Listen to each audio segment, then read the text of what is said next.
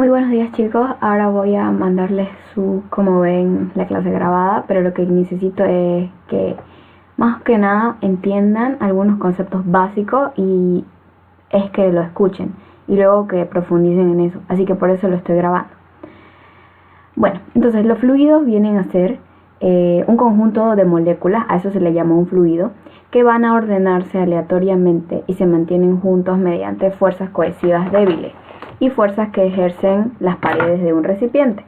Es decir, que los fluidos van a tener moléculas de este estilo que están unidas entre sí por fuerzas cohesivas muy pequeñas. Es decir, que si hay un cambio brusco, estas moléculas se pueden ir más allá o pueden irse más acá, dependiendo, ¿no?, del tipo de fluido que vamos a ver ya en adelante. Pero eso es un fluido más que nada.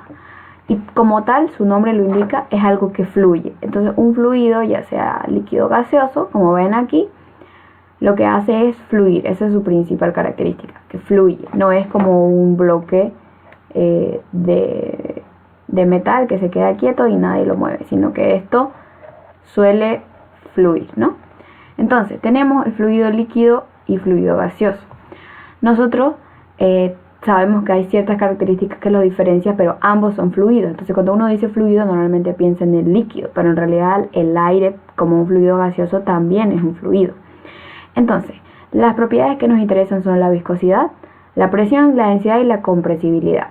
Entre las más importantes sería presión y densidad, que las vamos a estar desarrollando, pero viscosidad se las voy a explicar de manera sencilla.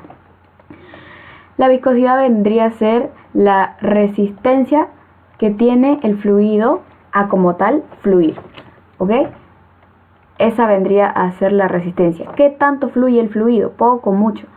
Y suele depender mucho de la temperatura. Obviamente hay otras cosas que lo afectan, como la rugosidad, pero lo que más va a afectar a la viscosidad es la temperatura. Entonces, una viscosidad, ustedes lo primero que podría ponerle yo de ejemplo sería, por ejemplo, un yogur.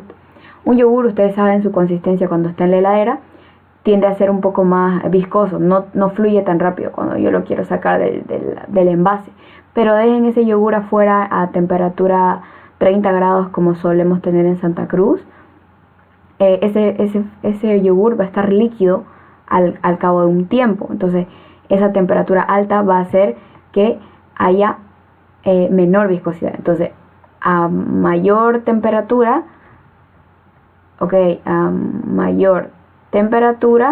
menor viscosidad, si lo quieren poner así, como una relación, ¿no? A mayor temperatura, menor viscosidad, porque vendría a afectar directamente la resistencia de fluir de la viscosidad. Ahora, la compresibilidad. Por supuesto, la viscosidad va relacionada mucho más a lo que son los fluidos líquidos que a los gaseosos. Entonces, esta la vamos a relacionar más con los líquidos. La compresibilidad lo podemos relacionar a ambos, pero la verdad es que los fluidos líquidos no son compresibles, ¿ok? Por eso es que lo vamos a relacionar la compresibilidad directamente solo con los fluidos gaseosos, porque los fluidos líquidos casi son totalmente incompresibles o tienen una compresibilidad demasiado baja. Entonces nosotros al estudiar, en un segundo vamos a ir con la hidrostática, vamos a ver qué tipo de fluidos estamos estudiando. Pero por ahora con lo que vamos a relacionar la compresibilidad es con los fluidos gaseosos, que en realidad vendría a ser la capacidad que tienen las moléculas que ya les había mencionado antes, de que estaban así primero y luego yo las puedo poner un poquito más cerca. ¿Por qué? Porque tienen esa capacidad. O sea, primero tenía estas moléculas y yo apliqué presión, ¿no?, de un punto y lo que hicieron fue comprimirse un poco las moléculas entre ellas. Aquí estaban un poco dispersas y acá ya se comprimieron. Entonces, el fluido gaseoso, como el aire, tiene esta propiedad de poder comprimirse, ¿no? Entonces, eso para relacionarlo con fluidos gaseosos. Ahora, la parte de la hidrostática que vamos a ver va a ser, nosotros tenemos que entender que hidrostática y hidrodinámica vienen a ser el estudio de los fluidos, sí, pero unos están en equilibrio, o sea, están quietos, estáticos, y otros son fluidos en movimiento. Pero para ambos nosotros vamos a estudiar lo que son fluidos ideales, ¿ok? O sea, para el estudio de ambas, hidrostática y hidrodinámica, vamos a estudiar fluidos ideales, ya sean líquidos o gaseosos, pero primero que sean incompresibles o muy poco compresibles, ¿ok? Entonces por eso es que normalmente trabajamos con fluidos líquidos incompresibles, que tengan flujo laminar, ya que si tienen un flujo turbulento, o sea, incompresibles ya lo expliqué, ¿qué significa? Flujo laminar es que siempre se dirijan en el mismo sentido sus moléculas al fluir. Un fluido turbulento, por ejemplo, no me ayudaría a estudiar correctamente mis fluidos, porque sería como que todas las moléculas se dirigen a diferentes puntos todo el tiempo. ¿Okay? Acá están las moléculas y fluyen de esta manera. En cambio aquí todas las moléculas fluyen de un solo sentido, de una sola dirección. Entonces vamos a tener fluidos ideales que sean incompresibles y tengan flujo laminar. ¿Okay? De esa manera nosotros trabajamos tanto en hidrostática como en hidrodinámica. Y ahora vamos a ir a profundizar en las otras dos que dijimos, que vendrían a ser la presión y la densidad. Entonces vamos a ahora centrarnos un poco más en fluidos líquidos, ya que son los que nos sirven más porque son totalmente incompresibles, ¿no ves? ¿Por qué vamos a estudiarlos? Porque son incompresibles y porque tienen un flujo laminar. Por eso los vamos a estudiar y por eso es que se utilizan mucho más en hidrostática e hidrodinámica. Ahora, la propiedad de la presión, ¿sí? Aquí puse un concepto, ustedes léanlo y aquí está la fuente también. Básicamente ustedes ya han visto lo que es presión de otra manera. Ustedes saben que presión es la fuerza sobre un área determinada. Entonces yo voy a ejercer una fuerza, cualquiera que sea, como la quieran representar, como un vector sobre un área determinada, ¿no ves? Sobre un área determinada. Entonces eso va a hacer que yo ejerza esa presión. Por eso me dice que es una fuerza ejercida de manera perpendicular, o sea, 90 grados a la superficie por unidad de superficie, ¿no? Entonces eso vendría a ser la presión. Ahora tenemos que saber que a partir de la presión nosotros vamos a tener el principio de Pascal, que lo vamos a ver de un momentito, de que sepamos qué son los tipos de presiones. Los tipos de presiones pueden ser varios, pero acá tenemos 4 importantes. La atmosférica. La presión atmosférica es básicamente la presión que va a ejercer el mismo aire que está sobre nosotros, o sea, la misma masa de aire. Yo estoy acá, digamos, en Santa Cruz de la Sierra, ¿ok? Y yo estoy a aproximadamente 400 metros sobre el nivel del mar.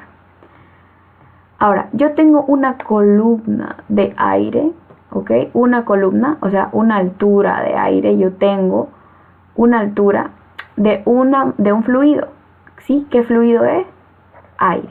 Entonces yo tengo una columna de aire, o sea, una altura de aire sobre mi cabeza. Y todos tenemos cuando estamos en Santa Cruz. Entonces por eso acá la presión se suele sentir más, etcétera. Una persona en La Paz, por ejemplo, que está mucho más alto que nosotros, tiene una columna de aire. Acá nosotros le vamos a poner H mayúscula y aquí le vamos a poner H minúscula.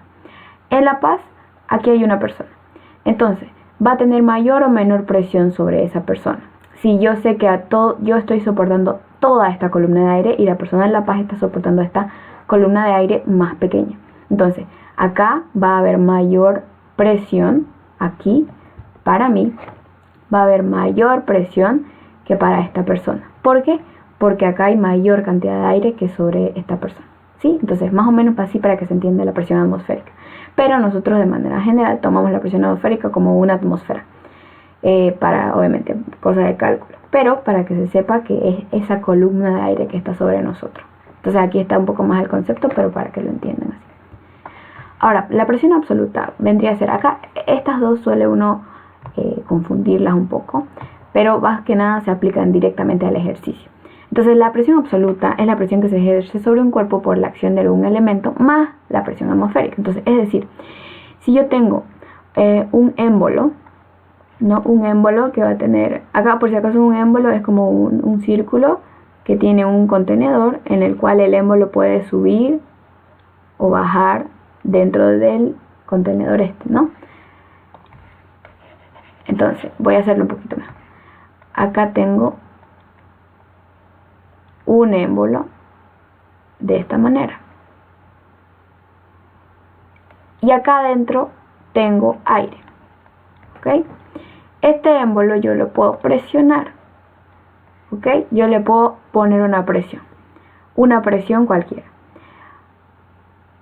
Pero, si se dan cuenta, aparte de esa presión, como este émbolo está al aire libre, digamos que está en un jardín, aquí está el pasto, también está sometido ¿a qué? A la presión atmosférica.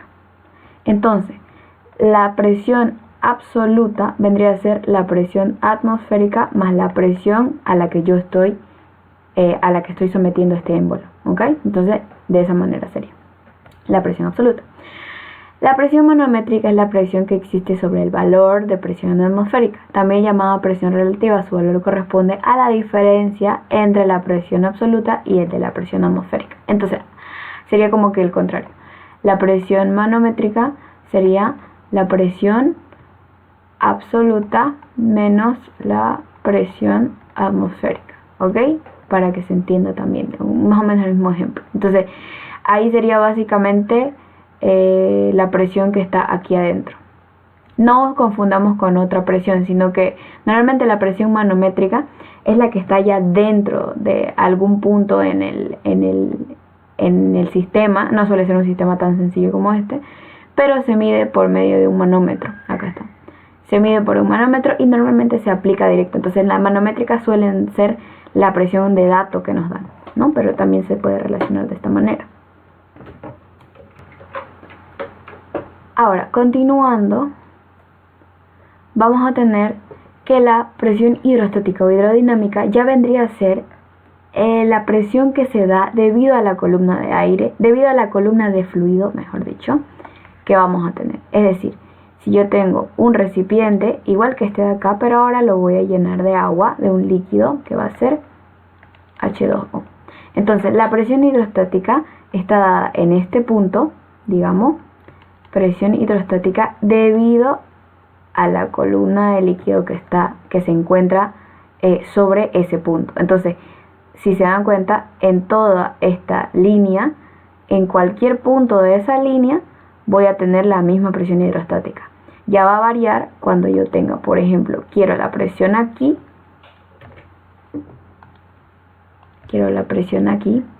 por ejemplo. Entonces, en toda esa línea también va a haber una presión diferente, pero ahora dada por una altura H1.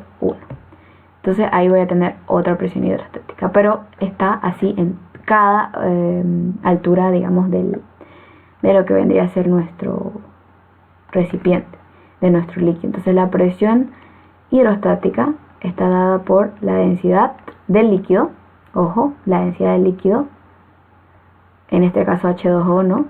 Pero siempre la del líquido que estoy trabajando, por densidad de líquido, por la gravedad, por la altura, ¿ok? Entonces, de esa manera defino la presión hidrostática. Eso sería respecto a las presiones, lo que tenemos que saber. Y ahora vamos a ver un poco más del principio de Pascal. Ahora, nos vamos con el principio de Pascal una vez ya conocemos lo que son las presiones. Ahora, el principio de Pascal me dice que en todos los puntos del fluido, cuando yo aplico una presión, se aplica la misma presión hacia todos los puntos. No es que no es que signifique, como les dije acá, que la presión va a cambiar respecto a la altura del líquido. Sí, pero si yo aplico una presión diferente a la que ya tenemos, como esta que yo estaba aplicando aquí, entonces se va a repartir a todas las moléculas del fluido. Por eso es que es posible, por ejemplo, el gato hidráulico, por eso es que es posible las prensas hidráulicas, con la propiedad del fluido del principio de Pascal, en la cual yo coloco una pequeña fuerza a este lado yo coloco una fuerza pequeñita, digamos una fuerza F minúscula, y al tener una fuerza sobre un área, o sea, aquí vamos acá, le vamos a poner 1 y 1, voy a tener al otro lado la fuerza 2 sobre el área 2, que ahora esta fuerza 2 va a ser mucho mayor.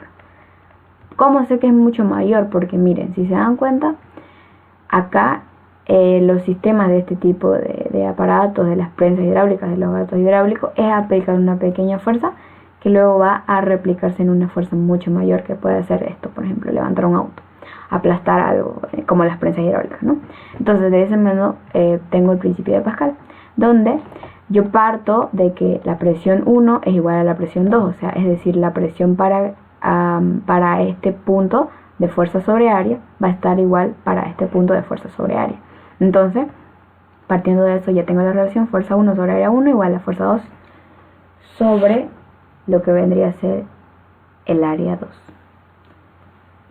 De esa manera entendemos el principio de Pascal. Es sencillo y lo que más aplicamos es en este tipo de ejercicios, ¿ok? Entonces, nos vamos para la siguiente propiedad, densidad.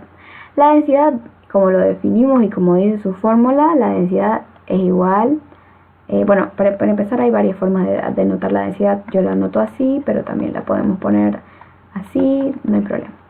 Pero que se sepa que es masa, la unidad de masa, sobre volumen. Y se puede medir en todas las unidades de masa que ustedes conozcan, sobre todas las unidades de volumen. Pero para el sistema internacional vamos a tener algunos definidos ya. La densidad volumétrica o densidad es dato conocido como la del agua, que tenemos 100 kilogramos sobre metro cúbico, ¿ok? Kilogramo y metro cúbico estamos trabajando sistema internacional, o del sistema sexagesimal, 1 gramo sobre centímetro cúbico. Aquí, 1 gramo sobre centímetro cúbico también quiere decir 1 gramo sobre ml, porque 1 ml es igual a 1 centímetro cúbico. Otro dato que sería importante saber es que 1 metro cúbico es igual a mililitros, ¿no?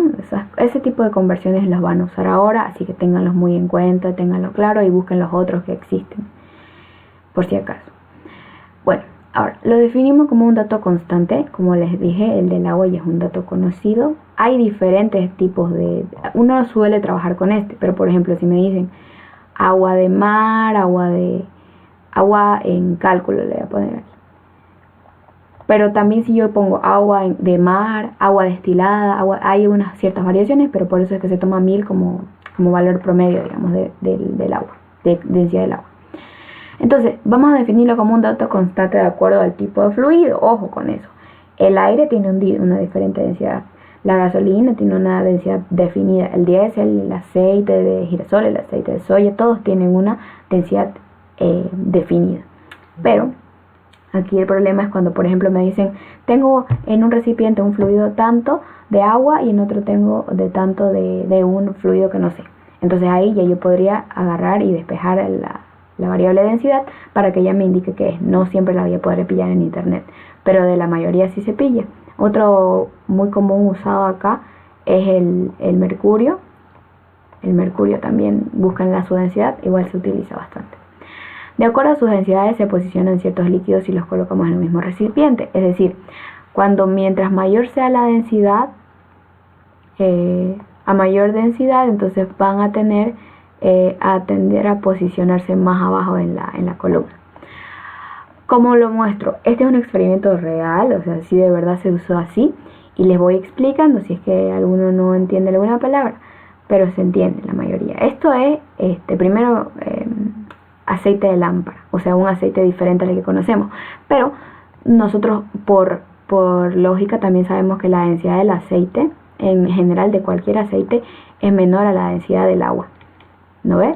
Entonces, por ende, cuando están más livianos, si lo quiero decir así, se van a posicionar arriba. Entonces, este aceite de lámpara es más ligero que el agua que se encuentra por aquí abajo todavía. Obvio que solo le pusieron colorante a las cosas, ¿no? Acá al alcohol le pusieron un colorante azul, pero si se dan cuenta, tiene mayor densidad aquí. La densidad del alcohol, por ejemplo, aquí solo los estoy colocando como para que lo ilustremos, ¿no? Pero ustedes pueden o no hacerlo. Densidad del alcohol es mayor a la densidad del lamp oil, ¿ok? Es mayor. ¿Por qué sé que es mayor? Porque está por debajo. Acá también es importante ver cómo de los mismos líquidos hay densidades, pero de los sólidos también hay densidades. Todos los cuerpos tienen densidad, porque todos los cuerpos tienen una masa y ocupan un volumen. Entonces, yo puedo también tener la densidad de una pelota de ping pong, que está aquí, y si se ve, la densidad de la pelota es menor a la densidad del aceite, de lámpara. ¿Ven? ¿Cómo lo sé? Porque flota sobre la que vendría a ser el aceite. Entonces así podemos analizar cada una de las partes, pero más o menos para que sepan y les interese. Aquí está alcohol y acá hay una tapita de soda. Acá está dibujadita. Una tapa de soda. Es más liviana que un aceite vegetal, por ejemplo, vegetable oil. Aquí beads significa perlas de un collar, seguro algo así. Entonces está por aquí más o menos. Luego recién tenemos al agua. Entonces todas estas densidades eran menores que las del agua. Entonces aquí estaba la del agua. Acá había un tomate cherry, o sea, un tomate cerecita, de esos chiquititos. Y por debajo del agua está un detergente para lavar plato. Acá, este amarillo. Por debajo de ese, o sea, mayor densidad, está la leche. Y entre medio de estos dos fluidos está un dado de los normales para jugar. Más denso que la leche es el jarabe de maple. Más denso que el jarabe de maple es aquí es miel de maple, mejor dicho, y acá ya es jarabe de maple. Ojo con eso.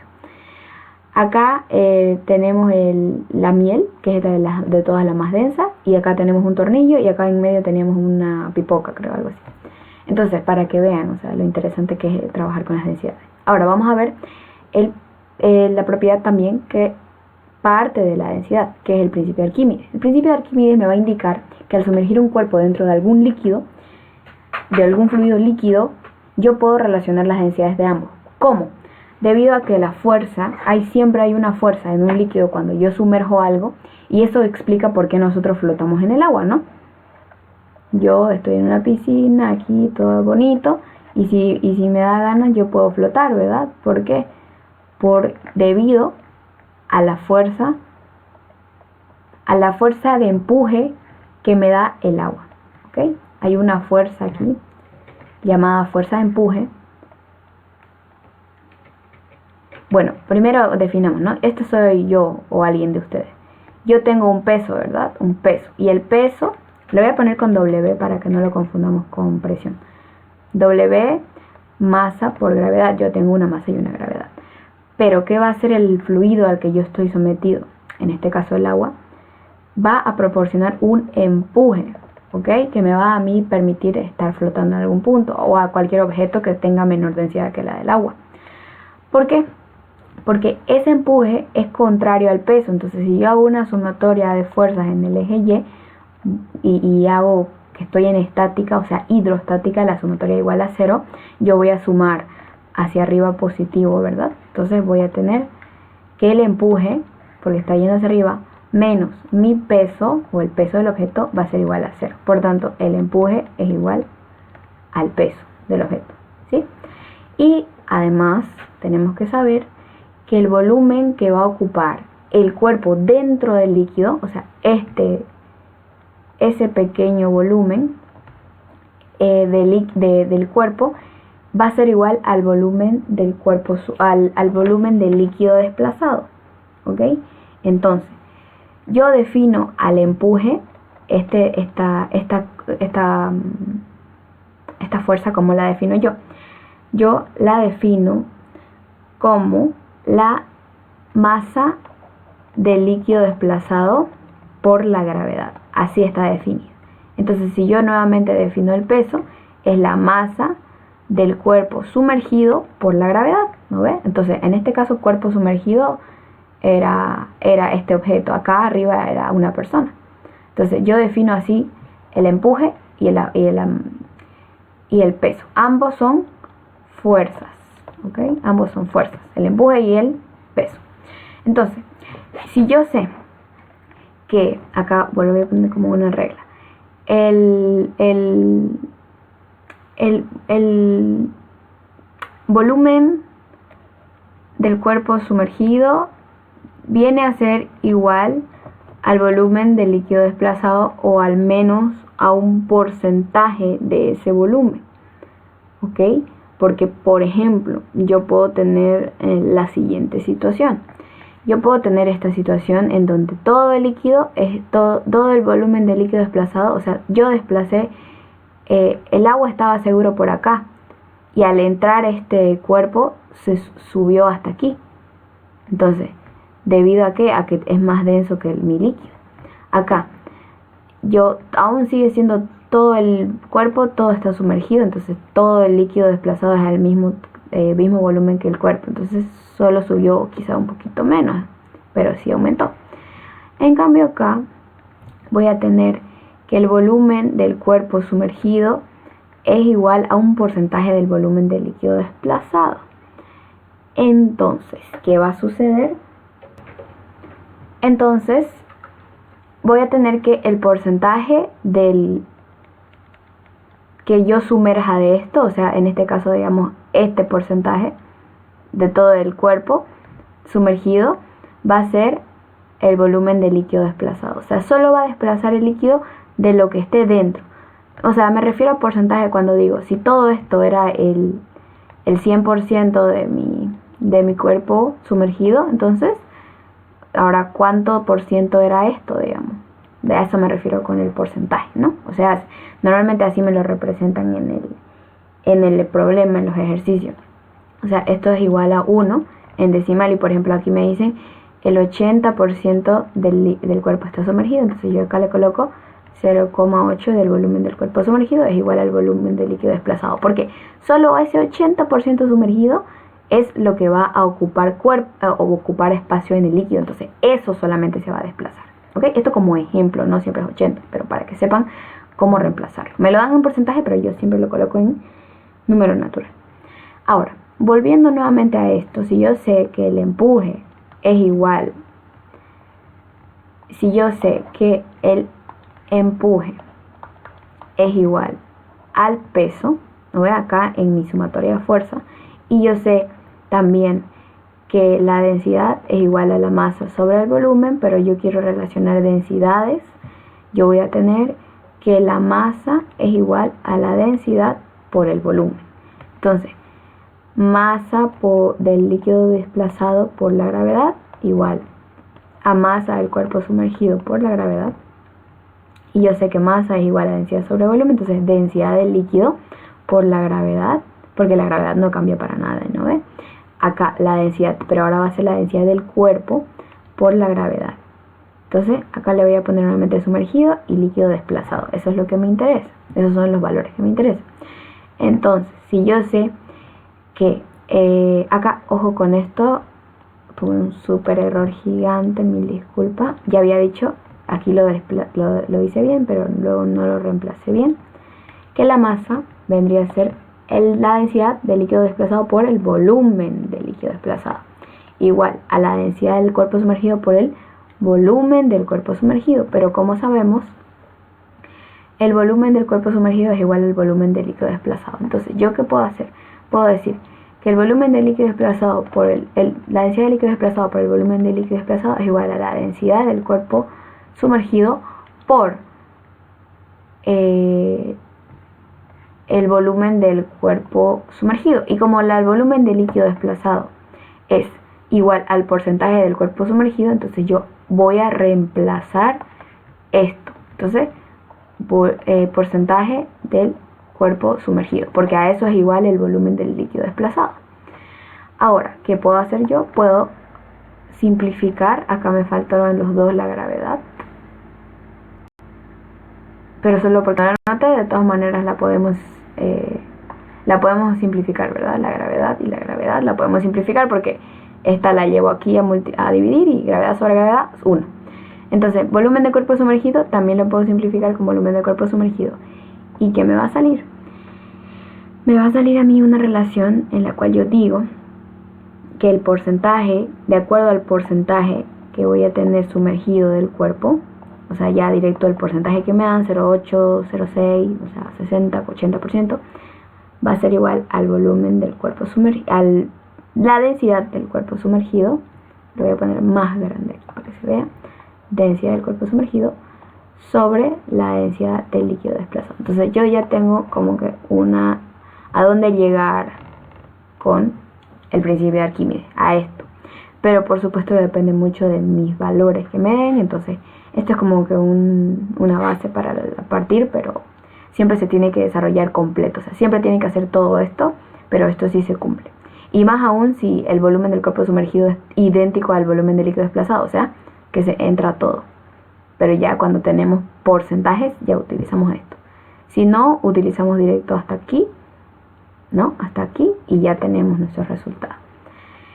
Y básicamente de esa manera sería lo que yo les quería enseñar para esta clase. Y como era solo teoría, necesitaba solamente grabarlo y no tener ninguna distracción. Así que lo que quisiera, sí, es que por favor vayan y vean estos videos. Yo puedo explicarles así, pero también hay otras maneras y otras herramientas. Así que miren este y este de aquí. Son buenos, mecánica de fluidos y el principio de Pascal aprendido. Y si quieren ver más de ese canal, adelante, es bueno. Y eso, chicos, cualquier duda, por favor me la pasan al WhatsApp del grupo de ayudantía. Y como estamos iniciando, por eso me di la libertad de pasarle a la clase grabada, aprovechando yo también estoy en parciales, así que para tener ese tiempo en la mañana del sábado. Muchas gracias y por favor vayan a ver esos videos.